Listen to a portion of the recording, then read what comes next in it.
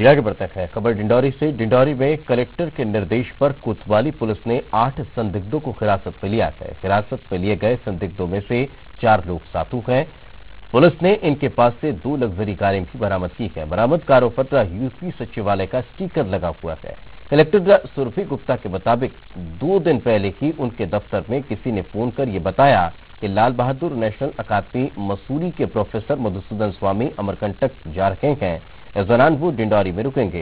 इसके बाद कलेक्टर ने सर्किट हाउस में 2 रूम उनके लिए बुक करा दिए और जब कथित प्रोफेसर वहां पर पहुंचे तो अपनी आव भगत के लिए उन्होंने सर्किट हाउस में तहसीलदार की तैनाती करने की मांग की, जिसके बाद कलेक्टर को लगा कि कहीं ये फर्जी प्रोफेसर तो नहीं है जिसकी आव भगत हो रही है। उन्होंने तुरंत बताए गए अकादमी का वेबसाइट चेक किया और ये पाया कि वहां तो कोई मधुसूदन नाम का प्रोफेसर है ही नहीं।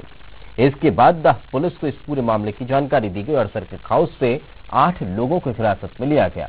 पुलिस के खत्ते चढ़े सभी लोग यूपी के रहने वाले हैं। अब सवाल ये उठता है कि आखिर बिना किसी तस्दीक के कलेक्टर ने कैसे हिरासत में लिए गए संदिग्धों के लिए कमरा बुक करा दिया। दूसरी बात जो खटकती है वो ये है कि जो लग्जरी कारें बरामद की गई हैं उन पर यूपी सचिवालय का स्टिकर आखिर कैसे है और प्रोफेसर ने खुद को मसूरी के लाल बहादुर शास्त्री नेशनल अकादमी का प्रोफेसर बताया था। ये बात भी कलेक्टर को नहीं पता चली है। जब ये लोग आए यहाँ पर तो ये 8 लोग आए यहाँ पे टोटल और इन्होंने ये मांग की कि इन्हें एक तहसीलदार की सहायता उपलब्ध कराई जाए जो इनका ख्याल रखे। इनकी वेशभूषा देखने के बाद और इनके बात व्यवहार से हमें थोड़ा सा शक हुआ, तो फिर हमने लाल बहादुर शास्त्री अकादमी की वेबसाइट पर चेक किया। वहाँ पर हमने बात करके पता किया कि इस नाम के कोई व्यक्ति हैं या नहीं। तो उससे लाल बहादुर शास्त्री अकादमी से हमें ये कंफर्म हो गया कि इस नाम का कोई व्यक्ति वहाँ पर है नहीं। और उसके बाद फिर हमने इन्होंने जो हमको कहा था, इन्होंने CS ऑफिस का रेफरेंस दिया था, तो मैंने डायरेक्टली वहाँ पर भी बात करके पता किया और वहाँ पर भी यह समझ में आया कि इस नाम के किसी व्यक्ति को वो लोग नहीं जानते हैं। और इसके पश्चात हमारा शक बिल्कुल कंफर्म हो गया और इनको हम लोगों ने यहाँ थाने पर लेकर आए। अभी पूछताछ जारी है। जो अभी पता चला है ये जो गाड़ियों में आए हैं ये गाड़ी यूपी में आगरा के RTO ऑफिस में रजिस्टर्ड है और अभी इन्होंने ये जरूर स्वीकार किया है कि ये लाल बहादुर शास्त्री अकादमी में नहीं थे और इनके बारे में बाकी पूछताछ अभी SP साहब कर रहे हैं। तो और ज्यादा जानकारी के साथ हमारे सहयोगी विजय हमारे साथ जुड़ चुके हैं। विजय, अभी पूछताछ में क्या खुलासा हुआ है फिलहाल?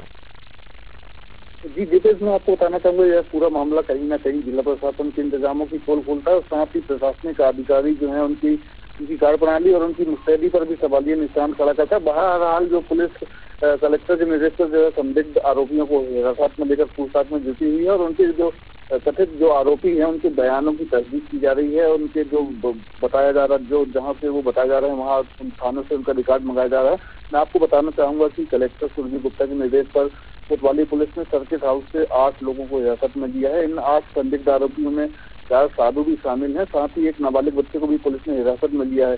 कथित तौर पर जो ये संदिग्ध आरोपी हैं इनके पास से पुलिस ने 2 लग्जरी कार बरामद की हैं, जिनमें से एक ब्लैक कलर की कार में उत्तर प्रदेश सरकार सचिवालय का स्टिकर लगा हुआ है। आरोपियों में कुछ आरोपी जो है उत्तर प्रदेश के बताए जा रहे हैं, वो वहीं कुछ आरोपी अन्य शहरों के बताए जा रहे हैं। पुलिस आरोपियों से फिलहाल पूछताछ में जुटी हुई है। सबसे खास बात यह है पूरे मामले में कि हिरासत में लिए गए सभी आरोपियों को कलेक्टर के ही कहने पर सर्किट हाउस में कमरे जो है अलॉट किए गए थे। कलेक्टर से जब हमने पूरे मामले में बात की है तो उन्होंने बताया कि किसी व्यक्ति ने उन्हें फोन किया था कि ये लाल बहादुर नेशनल अकेडमी जो मसूरी में स्थित है वहाँ पर IAS जो ट्रेनर है उसको बताकर जो प्रोफेसर मधुसूदन स्वामी है उनके रेफरेंस से ये कमरा उन्होंने बुक किया था।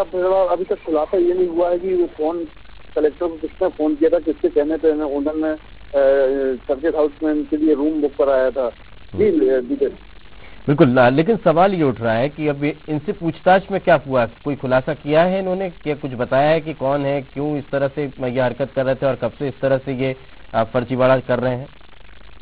जी, पूछताछ में जो पुलिस की पूछताछ में कलेक्टर भी रात में देर रात तक थाने में मौजूद थी। पूछताछ में भी यही उन्होंने इस बात को स्वीकार कर लिया है कि वो जो लाल बहादुर शास्त्री नेशनल एकेडमी में जो प्रोफेसर होना बता रहे थे वो नहीं है। उन्होंने स्वीकार कर लिया है और अपनी गलतियों को उन्होंने कबूल कर लिया है। और पुलिस जो है उनके जो आपराधिक रिकॉर्ड है, पुलिस आचार संहिता लगी हुई है, तो और नजरिए से इस पूरे मामले को जोड़कर देखा जा रहा है। फिलहाल पुलिस जो है उनके बताए गए जो पता है, आधार है, उनको खंगालने की बिल्कुल पुराने दस्तावेज अब उनके खंगाले जा रहे हैं। बहुत बहुत शुक्रिया इस तमाम जानकारी के लिए।